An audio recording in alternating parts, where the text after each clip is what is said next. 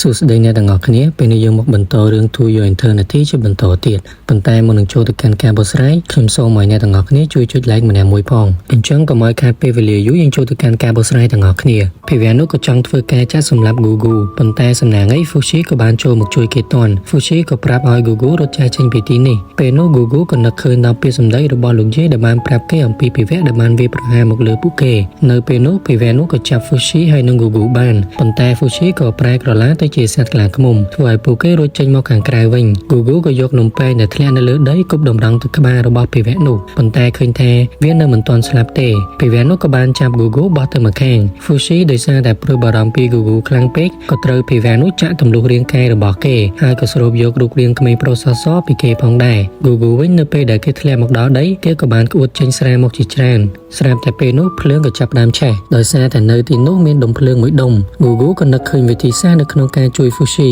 នៅពេលដែលភាវៈនោះរវល់តែដេញចាក់ Fushi Google ក៏ព្យាយាមបាញ់ស្រាចេញពីមាត់របស់គេដើម្បីដុតភាវៈនោះប៉ុន្តែក៏ឃើញថានៅក្នុងខ្លួនរបស់គេមិនមានស្រាទៀតទេដោយសារតែមុនហ្នឹងគេបានគួតវាមកអស់ហើយគណៈពេលដែល Google កំពុងតែព្យាយាមបញ្ចេញស្រាពីក្នុងខ្លួនរបស់គេភាវៈនោះក៏ចាក់ទៅកាន់ Google ប៉ុន្តែសំណាងអី Fushi ក៏រុញគេចេញទាន់ Fushi ក៏ស្ដីឲ្យ Google ថាបើសិនជាគេមិនចាកចេញពីទីនេះទេគេនឹងខឹងហើយ Google ក៏ប្រាប់ថាគេនឹងត្រឡប់មកវិញនៅក្នុងរយៈពេល5នាទីទៀតប៉ុន្តែ Fushi ក៏ស្រែកដាក់ Google ថាបើសិនជាគេហ៊ានតែត្រឡប់មកវិញគេនឹងដេញខាំហើយ Google វិញគេអត់ខ្វល់អំពីសម្ដីរបស់ Fushi ទេហើយក៏បន្តដំណើររបស់គេទៅកាន់ផ្ទះរបស់លោកតាដើម្បីបញ្ចូលស្រានៅក្នុងខ្លួនរបស់គេប៉ុន្តែរត់បានតែបន្តិច Google ក៏ដួលដោយសារតែពេលនេះគេបានស្រវឹងប៉ុន្តែទោះបីជាគេមិនអាចដើរត្រង់ក៏ Google នៅតែបន្តព្យាយាមដើរទៅមុខដដែលដោយសារតែជីវិតរបស់ Fushi គឺពឹងទៅលើគេហើយមួយសន្ទុះក្រោយមក Google ក៏ធ្វើដំណើរទៅដល់ផ្ទះរបស់លោកតាប៉ុន្តែនៅពេលដែលគេបើកទ្វារចូលទៅក៏ឃើញថាឪពុកម្ដាយរបស់រៀនក៏ដូចជាអ្នកបម្រើរបស់រៀនបានមកដល់ទីនេះបាត់ទៅហើយបុរសដែលត្រូវបាន Google ធាក់ក៏និយាយថាក្មេងប្រុសនេះហើយជាអ្នកដែលអូសដៃរៀនរត់ចាកចេញពីគេឮបែបនេះឪពុករបស់រៀនក៏សួរ Google ថាតើឯងគឺជាអ្នកដែលធ្វើឲ្យកូនស្រីរបស់យើងរត់ចាកចេញពីផ្ទះមែនដែរឬទេរៀនក៏ចេញមកការពារ Google ហើយក៏និយាយថាការរត់ចេញពីផ្ទះគឺជាគំនិតរបស់នាងផ្ទាល់ហើយវាមិនពាក់ព័ន្ធនឹងមនុស្សដែលរស់នៅក្នុងផ្ទះមួយនេះទេឪពុករបស់រៀននៅតែមិនជឿពាក្យសម្ដីដែលរៀនបាននិយាយរៀនក៏ព្យាយាមសុំទោស Google ដែលឪពុករបស់នាងគិតអាក្រក់មកលើគេប៉ុន្តែ Google គេមិននិយាយអ្វីទាំងអស់ហើយក៏ដើរទៅប្រាប់លោកតាឲ្យប្រកល់ស្រាដែលខ្លាំងបំផុតមកឲ្យគេសកម្មភាពរបស់ Google ធ្វើឲ្យអ្នកនៅទីនោះឆ្ងល់ខ្លាំងមែនទែនរៀនក៏សួរ Google ថាតើ Fushi ទៅណាបាត់ហើយ Google ក៏ប្រាប់ថា Fushi កំពុងតែជាប់នៅក្នុងព្រៃហើយមានភាវៈអ្វីម្យ៉ាងកំពុងតែរត់លេងជាមួយគេ Google ដោយសារតែគេស្រវឹងខ្លាំងពេកគេមិនដឹងថាគេកំពុងតែនិយាយអ្វីទេប៉ុន្តែលោកយាយវិញក៏ដឹងច្បាស់ថា Fushi ប្រកាសជាជួបភាវៈនោះម្ដងទៀតហើយលោកយាយក៏ប្រាប់ឲ្យលោកតាធ្វើតាមអ្វីដែល Google និយាយទៅហើយមិនចាំបាច់សួរសំណួរគេច្រើនពេកទេលោកតាក៏បញ្ចូលស្រាទៅក្នុងខ្លួនរបស់ Google ស្រាប់តែពេលនោះ Google ក៏ឆ្លក់ឃើញបែបនេះលោកតាក៏ប្រាប់គេថាគេត្រូវតែព្យាបាលសិនព្រោះតែស្តុកទុកស្រាដែលនៅក្នុងខ្លួនរបស់គេប្រហែលជាមានការប្រេះស្រាំហើយបើសិនជាគេមិនព្រមព្យាបាលទេវាអាចធ្វើឲ្យប៉ះពាល់ទៅដល់សុខភាពរបស់គេបាន Google គេមិនខ្វល់ឡើយក៏បន្តបង្ខំឲ្យលោកតាបញ្ចូលស្រាមកក្នុងខ្លួនរបស់គេបន្ថែមទៀតម្ដាយរបស់រៀនវិញក៏ស្រែកប្រាប់ឲ្យរៀនត្រឡប់ទៅផ្ទះវិញប៉ុន្តែរៀននាងមិនព្រមទៅវិញឡើយឃើញបែបនេះឪពុករបស់រៀនក៏ចាប់អូសនាងដោយបង្ខំប៉ុន្តែ Google ក៏បានចូលមកខាត់គាត់ម្ដាយរបស់រៀនក៏និយាយថាតើឯងមិនត្រឡប់ទៅវិញដោយសារតែឯងមិនចូលចិត្តប្តីដែលម៉ាក់រើឲ្យឯងមែនដែរឬទេឮបែបនេះ Google ក៏ដើរចេញហើយក៏និយាយថាគេមិនដឹងសោះថារៀនមានអ្នករងចាំបាត់ទៅហើយប៉ុន្តែអ្នកដែលស្រឡាញ់នាងខ្លាំងជាងគេនៅក្នុងពិភពលោកមួយនេះគឺជាគេឮបែបនេះភ្លាមរៀននាងភ្ញាក់ផ្អើលខ្លាំងមែនទែននិយាយរួច Google ក៏ដើរចាកចេញពីទីនេះបាត់ទៅចំណែកឯគ្រួសាររបស់រៀនវិញនៅពេលដែលពួកគេរៀបដើរចេញលោកយាយក៏ហាមពួកគេមិនឲ្យទៅធ្វើឲ្យពួកគេឆ្ងល់ខ្លាំងមែនទែនមកមើល Google វិញពេលនេះគេបានធ្វើដំណើរមកដល់ក្នុងព្រៃហើយប៉ុន្តែមិនឃើញមានវត្តមានរបស់ Fushi នៅទីនោះទេទោះបីជាគេខំស្រែកខ្លាំងប៉ុណ្ណាក៏មិនឃើញ Fushi រត់មករកគេដែរផ្ទុយទៅវិញគេបានឃើញភាវៈនោះប្រែក្រឡាទៅជាសត្វខ្លាំងឃ្មុំភាវៈនោះក៏ធ្វើការដេញចាក់ Google តែសំណាងអី Google ក៏គេចផុតនៅពេលដែលវាព្យាយាមចាក់ Google ម្ដងទៀត Google ក៏បានផ្លុំភ្លើងដុតវាយកតែម្ដងគឺដុតរហូតដល់ភាវៈនោះឆេះខ្ទេចខ្ទីគ្មានសល់ការឆេះមួយនេះក៏បានមើលឃើញដោយអ្នកដែលស្ថិតនៅក្នុង ក្នុងផ្ទះរបស់លោកតាផងដែរនៅពេលដែលសម្រាប់ភិវៈនោះបានហើយ Google ក៏ចាប់ផ្ដើមយំដោយសារតែគេគិតថា Fushi បានស្លាប់បាត់ហើយប៉ុន្តែពេលនោះរូបរាងកាយទាំងអស់ដែលភិវៈនោះបានលួចពី Fushi ក៏បានហោះចូលទៅកាន់ដុំថ្មមួយដែលនៅក្បែរនោះតាមពិតទៅដុំថ្មមួយនេះគឺជា Fushi មូលហេតុដែលគេប្រែទៅជាដុំថ្មបែបនេះដោយសារតែរូបរាងរបស់គេទាំងអស់ត្រូវបានលួចដោយភិវៈនោះ Google ក៏បានលើកយកដុំថ្មនោះមកមើលស្របពេលនឹងដែរ The Beholder ក៏បានអង្គុយមើលរាល់សកម្មភាពដែលបានកើតឡើងហើយគាត់ក៏និយាយទៅកាន់ Fushi ថាឯងពិតជាសំណាងណាស់ព្រោះថាភិវៈដែលកំពុងតែកាន់ឯងនេះវាមានថាមពលខ្លាំងមែនទែនទោះបីជារាងកាយរបស់វាមើលទៅអន់ក៏ដោយហើយភិវៈមួយនេះនឹងធ្វើឲ្យឯងកាន់តែខ្លាំងជាងមុនទៅទៀតភិវៈដែល The Beholder ចង់និយាយគឺជា Google នៅពេលនោះ The Beholder ក៏យកដៃរបស់គាត់ចុចទៅលើ Fushi ធ្វើឲ្យ Fushi ប្រែមុខជាឆ្កែចចកនៅពេលដែលឃើញមុខរបស់ Google ភ្លាម Fushi ខឹងខ្លាំងមែនទែនដោយសារតែ Google មិនស្ដាប់សម្ដីរបស់គេប៉ុន្តែ Google ក៏ប្រាប់ថាគេបានសម្លាប់ភិវៈបិសាចនោះបាត់ហើយប៉ុន្តែនៅពេលដែល Google ហុចដៃទៅកាន់ Fushi ក៏ខំគេដូចជាអ្វីដែលគេបាននិយាយព្រឹកឡើងពួកគេក៏ធ្វើដំណើរមកដល់ផ្ទះលោកតាហើយក៏ឃើញថាគ្រប់គ្នាកំពុងតែរងចាំពួកគេរៀនក៏សួរអ្នកទាំងពីរថាតើយុគមិញមានអ្វីកើតឡើងGoogle ក៏កុហកថាយុគមិញគ្មានអ្វីកើតឡើងទេគ្រាន់តែ Google មកដល់ភ្លាមលោកយាយហើយនិងលោកតាពិតជាសប្បាយចិត្តខ្លាំងមែនទែនដោយសារតែគាត់បានញ៉ាំម្ហូបឆ្ងាញ់ៗទៀតហើយលោកតាក៏សួរ Google ថាតើឯងបានលើកលែងទោសឲ្យយើងហើយមែនដែរឬទេ Google ក៏តបវិញថាចាប់ពីពេលនេះទៅគេឈប់ហៅលោកតាថាជាលោកតាបៀទៀតហើយប៉ុន្តែគេនឹងហៅគាត់ថាជាលោកតាបៀក្បាលលាមក Google ក៏បន្តទៀតថាដោយសារតែលោកតាបានជួយជីវិតរបស់គេអញ្ចឹងហើយគេនឹងលើកលែងទោសឲ្យលោកតាហើយនឹងហៅលោកតាថាជាលោកតាបៀដូចជារាល់ដងឬបែបនេះលោកតារៀងសប្បាយចិត្តជាងមុនបន្តិចប៉ុន្តែនៅពេលនោះឪពុករបស់រៀនក៏ស្ដីឲ្យ Google ដោយសារតែគេបានប្រើពាក្យមិនសមរម្យទៅកាន់មនុស្សចាស់ Google ក៏បានសុំទោសលោកតាដែលគេបាននិយាយពាក្យមិនសមរម្យពេលនោះម្ដាយរបស់រៀនក៏សរសើរការធ្វើម្ហូបរបស់ Google ដោយសារតែវាមានរសជាតិឆ្ងាញ់ជាងចុងភៅនៅឯផ្ទះរបស់ពួកគេទៅទៀតរៀនក៏សួរ Google ថាតើ Fushi ទៅណាបាត់ហើយ Google ក៏ប្រាប់ថា Fushi ក៏បានទៅយកទឹកបន្តិចទៀតនេះប្រហែលជាគេនឹងត្រឡប់មកវិញហើយមកមើល Fushi វិញគេកំពុងតែនិយាយគ្នាជាមួយ The Beholder ក៏ប្រាប់ឲ្យគេចាកចេញពីផ្ទះមួយនេះ Fushi ក៏សួរថាហេតុអ្វី The Beholder ក៏ប្រាប់ថាដើម្បីឲ្យឯងមានថាមពលកាន់តែខ្លាំងជាងមុនឯងមិនត្រូវស្ថិតនៅមួយកន្លែងយូរពេកទេ Fushi គេមិនយល់អំពីអ្វីដែល The Beholder និយាយឡើយឃើញបែបនេះ The Beholder ក៏បញ្យល់ថាគាត់នឹងដាក់ឈ្មោះឲ្យសត្រូវរបស់ពួកគេថាជា Knocker ហើយពួក Knocker គឺជាសត្រូវដ៏ខ្លាំងមួយដោយសារតែពួកវាតែងតែរៀបចំគម្រោងដើម្បីបំផ្លាញពិភពលោកមួយនេះហើយរាល់ពេលដែលវាចាំងវាតែងតែសិក្សាអំពីចំណុចខ្សោយរបស់វាជានិច្ចដើម្បីធានាបានថាការប្រយុទ្ធរបស់ពួកវាលើក្រោយពួកវានឹងអាចយកឈ្នះទៅលើឯងបាន The Beholder ក៏បន្តទៀតថាសមត្ថភាពរបស់ឯងពេលនេះឯងមិនអាចយកឈ្នះទៅលើពួក Knocker បានទេហើយពួក Knocker នឹងបន្តស្រូបយករូបរាងរបស់ឯងរហូតដល់ឯងក្លាយទៅជាស្លែហើយនឹងថ្ម Fushi ក៏តបវិញថា Google នឹងជួយប្រយុទ្ធជាមួយគេដោយសារតែ Google មានថាមពលខ្លាំងហើយគេនឹងមិនចាកចេញពីទីនេះឡើយដោយសារតែគេត្រូវការ Google ដើម្បីប្រយុទ្ធជាមួយគេឬបែបនេះ The Beholder ក៏និយាយថានេះគឺជាជំរឿនរបស់ឯងយើងមិនអាចខាត់ឯងបានទេស្រាប់តែពេលនោះ Google ក៏បានមកដល់ហើយក៏សួរ Fushi ថាមិនបានជាឯងនិយាយម្នាក់ឯងអញ្ចឹងត្រង់កន្លែងនេះបានឲ្យយើងដឹងថាគ្មាននរណាគេម្នាក់មើលឃើញ The Beholder ទេមានតែ Fushi តែប៉ុណ្ណោះបន្ទាប់ពីញ៉ាំអីហើយរៀនក៏លាអ្នកទាំងអស់គ្នាត្រឡប់ទៅផ្ទះរបស់នាងវិញ4ឆ្នាំបានកន្លងផុតទៅពេលនេះ Google គេបានលូតលាស់ធំជាងមុនចំណែកឯរាងកាយរបស់គេវិញគឺតាក់ទាញខ្លាំងមែនទែនគឺដូចជាអ្វីដែលគេចង់បានកាលពី4ឆ្នាំមុនថ្ងៃមួយរៀនក៏បានមកលេងពួកគេមូលហេតុដែលនាងមកទីនេះដោយសារតែនាងបានដឹងថា Fushi គេចាប់អារម្មណ៍នឹងការដេរសម្លៀកបំពាក់អញ្ចឹងហើយនាងក៏បានយកក្រណាត់មួយចំនួនមកឲ្យគេបើយើងមកមើលម្ហូបដែលត្រូវបានធ្វើដោយ Fushi វិញគឺថាទំនងខ្លាំងមែនទែនលោកយាយដែលអង្គុយនៅក្បែរនោះក៏ប្រាប់ពួកគេថា Fushi គេបានទៅសម្អាតខ្លួនបាត់ហើយមកមើល Fushi វិញពេលនេះរាងកាយរបស់គេបានក្លាយទៅជាមនុស្សពេញវ័យហើយ Google ក៏មកហៅគេទៅញ៉ាំអាហារពេលល្ងាចហើយពួកគេក៏ញ៉ាំអាហារជាមួយគ្នាដោយមានក្តីសុខខ្លាំងមែនទែនបន្ទាប់ពីញ៉ាំអីហើយរៀនក៏បង្រៀន Fushi នៅក្នុងការដេរសម្លៀកបំពាក់ឆ្លៀតឱកាសនេះដែររៀនក៏ប្រាប់ Fushi ថាឪពុកម្ដាយរបស់នាងបានរៀបចំធ្វើពិធីខួបកំណើតអាយុ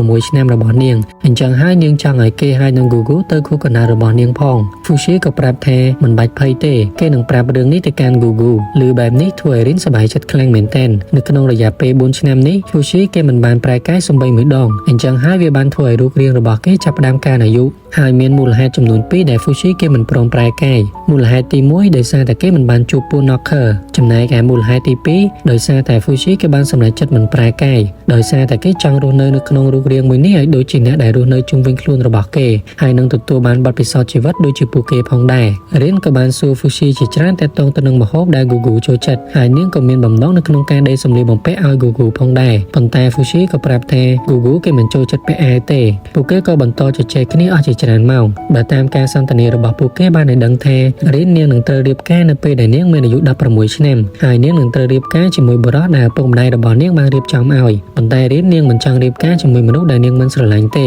អញ្ចឹងហើយនាងចង់រកសង្សារមួយដើម្បីបង្ហាញឪពុកម្ដាយរបស់នាងនៅថ្ងៃខួបកំណើតរបស់នាងពេលនោះ Fushi ក៏ទទួលបានអារម្មណ៍ស្នេហារបស់រៀនរួចគេក៏និយាយថាអារម្មណ៍ដែលរៀនកំពុងតែមាននេះវាហាក់បីដូចជាអារម្មណ៍របស់ Gugu នៅពេលដែលគេនិយាយអំពីនាងរៀននាងសប្បាយខ្លាំងមែនទែននៅពេលដែលឮថា Gugu តែងតែនិយាយអំពីនាងបើយើងមើលតាមសកម្មភាពរបស់រៀនហាក់បីដូចជានាងកំពុងតែចាប់អារម្មណ៍ Gugu រៀនក៏បានដេរស្រោមមុខថ្មីមួយដើម្បីជាកាដូទៅឲ្យ Gugu ចំណែកឯ Fushi វិញក៏បានដេរក្រណាត់សម្រាប់ជូតញើសឲ្យលោកតាសកម្មភាពនេះក៏បានមើលឃើញដោយ Gugu ផងដែរប៉ុន្តែ Gugu គេមិនបានដឹងទេថារៀនបានចាប់អារម្មណ៍ទៅលើគេពេលនោះបងប្រុសរបស់គេដែលជា Shin ក៏បានមករកគេត្រឡប់មក Fushi ហើយនឹងរៀនវិញ Fushi ក៏បានសួររៀនថាតើនាងនឹងសុំឲ្យ Gugu រៀបការជាមួយនាងមែនដែរឬទេឬបែបនេះធ្វើឲ្យរៀននាងឆ្ងល់ខ្លាំងមែនទែនមិនបានជា Fushi គិតបែបនេះ Fushi ក៏ប្រាប់ថាដោយសារតែសកម្មភាពរបស់នាងវាបានបញ្ជាក់ច្បាស់ណាស់ថានាងបានចាប់អារម្មណ៍ទៅលើ Gugu ហើយនាងក៏បានដឹងដែរថា Gugu គេបានលួចស្រឡាញ់នាងយូរណាស់មកហើយអញ្ចឹងហើយបើសិនជានាងសុំឲ្យគេធ្វើសង្សាររបស់នាង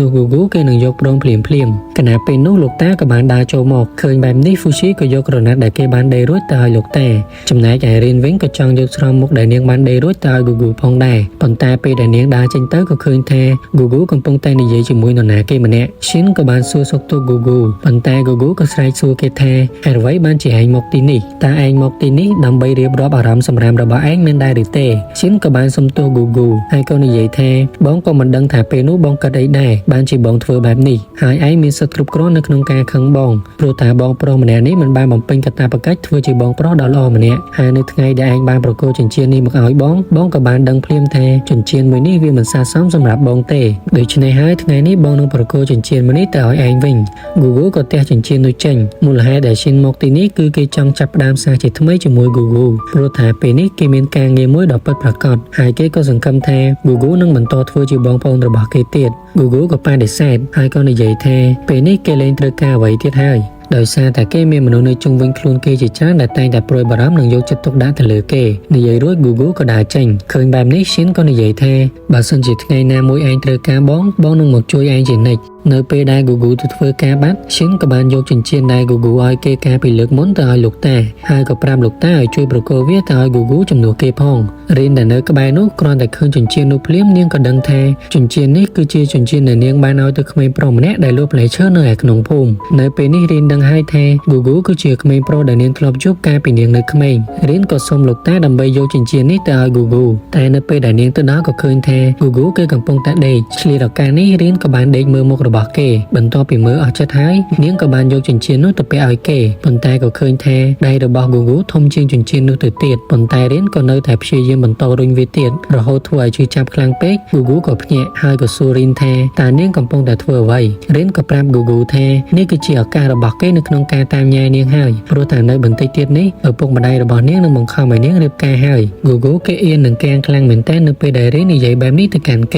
រៀនក៏សួរគេថាបើសិនជានាងរៀបការជាមួយអ្នកផ្សេងតើគេទទួលយកបានដែរឬទេ Gugu ក៏សួរវិញថាហេតុអ្វីបានជានាងសួរសំណួរនេះមកកាន់គេរៀនក៏និយាយថាក្រែងការពីមុនឯងបាននិយាយថានៅក្នុងពិភពលោកមួយនេះមានតែគេតែម្នាក់គត់ដែលស្រឡាញ់នាងខ្លាំងជាងគេ Gugu វិញគេមិនចាំថាគេបាននិយាយពាក្យនេះឡើយព្រោះថាដោយសារតែពេលនោះគេបានស្រវឹងដោយអៀនខ្លាំងពេករៀនក៏រត់ចាកចេញពីទីនេះលោកតាវិញក៏បានធ្វើស្រោមមុខថ្មីមកឲ្យ Gugu ដែលស្រោមមុខមួយនេះអាចឲ្យគេព្រោះភ្លើងបានដោយសារតែលោកតាបានឌីហ្សាញវាទុកឲ្យ Gugu ការពារ Fushi ពីពូ Knocker Gugu និង Fushi ក៏បានរៀបចំកាដូរបស់ពួកគេដើម្បីឲ្យរៀនបន្ទាប់ពីរៀបចំរួចហើយពួកគេក៏លាលោកតាប៉ុន្តែនៅពេលនោះលោកតាក៏ប្រាប់ Gugu ថាគេគឺជាក្មេងប្រុសដ៏ល្អម្នាក់បើទោះបីជាគាត់ហើយនឹងគេមិនជាប់សាច់ឈាមអីក៏ដោយប៉ុន្តែគាត់តែងតែចាត់ទុកគេដូចជាចៅប្រុសរបស់គាត់អញ្ចឹងស្របពេលនឹងដែរទឹកភ្នែករបស់លោកតាក៏បានហូរចុះមកដែលវាមើលទៅហាក់បីដូចជាចម្លែកខ្លាំងមែនទែនពួកគេក៏លាលោកតាដើរចាកចេញពីទីនេះបាត់ទៅពេលនោះលោកយាយក៏ចេញមកហើយគាត់ក៏និយាយថា Gugu ហើយនឹង Fushi គេទៅតែមួយថ្ងៃតែប៉ុណ្ណោះហើយអ្វីបានជាឯងធ្វើដូចជាពួកគេមិនត្រឡប់មកវិញអញ្ចឹងលោកតាក៏តបថាមូលហេតុដែលទឹកភ្នែករបស់គាត់ហូរមកបែបនេះដោយសារតែគាត់មិននឹកស្មានថាពេលវេលាវាដើរលឿនបែបនេះទេព្រោះថាបើសិនជាគាត់ស្លាប់មុន Google នោះគាត់នឹងមិនអាចមើលឃើញការលូតលាស់របស់ចៅប្រុសរបស់គាត់បន្តទៀតទេហើយគាត់ចង់ឲ្យគេដើរចាកចេញពីទីនេះនិងតាមចាប់ក្តីស្រមៃរបស់គេហើយមុនពេលដែលគាត់ស្លាប់គាត់ពិតជាចង់ឃើញគេរីកចម្រើនខ្លាំងមែនទែននៅតាមផ្លូវទៅកាន់ផ្ទះរបស់រីនបានឲ្យយើងដឹងថា Fushi គេបានរៀបចំដំឡូងមួយកន្ត្រកដើម្បីជាកាដូទៅឲ្យរីនចំណែកឯ Google វិញគេបានទិញផ្កាដែលមានពណ៌ស្វាយទៅឲ្យរីនព្រោះតែនៅក្នុងខួរក្បាលរបស់គេបានប្រាប់គេថាផ្កាមួយនេះអាចជាផ្កាដែលរីនចូលចិត្តមួយសន្ទុះក្រោយមកពួកគេក៏ធ្វើដំណើរមកដល់ផ្ទះរបស់រីនហើយឃើញថាផ្ទះរបស់នាងគឺធំខ្លាំងមែនទែននៅពេលដែលចូលទៅដល់រីនក៏បានមកទទួលពួកគេ Fushi ក៏ហុចកាដូរបស់គេទៅឲ្យរីនចំណែកឯ Google ក៏បានហុចផ្កាដែលគេទើបតែទិញទៅឲ្យនាងផងដែរហើយក៏និយាយថារីករាយថ្ងៃខួបកំណើតរៀនក៏សួរគេថាហេតុអ្វីបានជាគេជ្រើសរើសយកផ្កាមួយនេះ Google ក៏តបថាដោយសារតែវាមានពណ៌ស្វាយអញ្ចឹងហើយគេគិតថាប្រហែលជានាងចូលចិត្តផ្កាមួយនេះហើយនៅពេលនោះអ្នកបម្រើរបស់រៀនក៏ស្ដីឲ្យ Google ថាផ្កាមួយនេះគឺជាផ្កាដែលរៀនបានកាន់នៅពេលដែលនាងបានជួបគ្រោះថ្នាក់កាលពី4ឆ្នាំមុនឬបែបនេះ Google ក៏សុំទោសប៉ុន្តែរៀនក៏ប្រាប់គេថា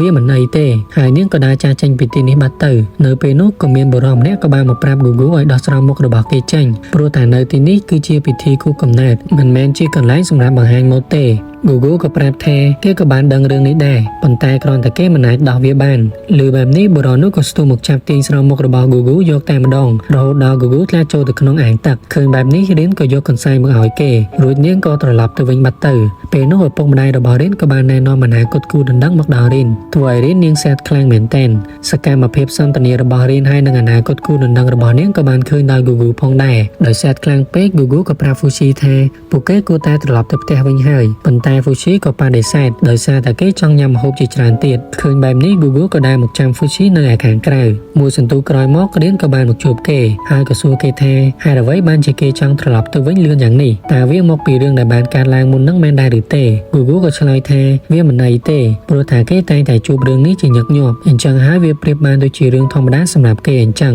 រៀនក៏សួរបញ្ជាក់គេអំពីមូលហេតុដែលធ្វើឲ្យមុខរបស់គេមានរបួសបែបនេះហើយនាងក៏សន្យាថានៅពេលដែលនាងដឹងការពិតនោះនាងនឹងមិនស្អប់គេឡើយ Google ក៏ប្រាប់ថាមូលហេតុដែលគេមានរបួសនេះដោយសារតែគេបានធ្លាក់ពីលើភ្នំហើយនៅពេលដែលលោកតាទៅជួយគេគាត់ក៏បានប្រាប់ថាមានឈើមួយដុំបានសង្កត់ពីលើក្បាលរបស់គេអញ្ចឹងហើយបានជាមានរបួសនៅលើមុខគេបែបនេះរៀនក៏សួរថាហេតុអ្វីបានជាគេធ្លាក់ពីលើភ្នំ Google ក៏ឆ្លើយថាដោយសារតែគេបានឃើញដុំឈើមួយដុំបានរមាចុះភ្នំហើយនៅពីក្រោមភ្នំក៏មាននរណាគេម្នាក់កំពុងតែឈរនៅទីនោះគេក៏បានស្រែកហៅមនុស្សម្នាក់នោះដែរប៉ុន្តែមនុស្សម្នាក់នោះមិនបានឮការស្រែកហៅរបស់គេទេអញ្ចឹងហើយគេក៏បានជួយមនុស្សម្នាក់នោះប៉ុន្តែចុងក្រោយគេក៏បានធ្វើឲ្យខ្លួនគេជាអ្នកដែលជួបគ្រោះថ្នាក់ទៅវិញរៀននាងពិតជាឆ្ងល់ខ្លាំងមែនទែនមិនបានជា Google លាក់រឿងនេះចំពោះនាងបែបនេះព្រោះថានាងគិតថាទង្វើមួយនេះគឺវាពិតជាគួរឲ្យការសរសើរខ្លាំងមែនទែន Google ក៏បញ្យល់ថាសកម្មភាពគេនេះគឺជាកំហុសដ៏ធំមួយដោយសារនៅពេលដែលគេជួយមនុស្សម្នាក់នោះគេបានធ្វើឲ្យមនុស្សម្នាក់នោះមានរបួសយ៉ាងធំមួយបន្ទាប់ពីស្ដាប់ការបកស្រាយរបស់ Google រួចហើយ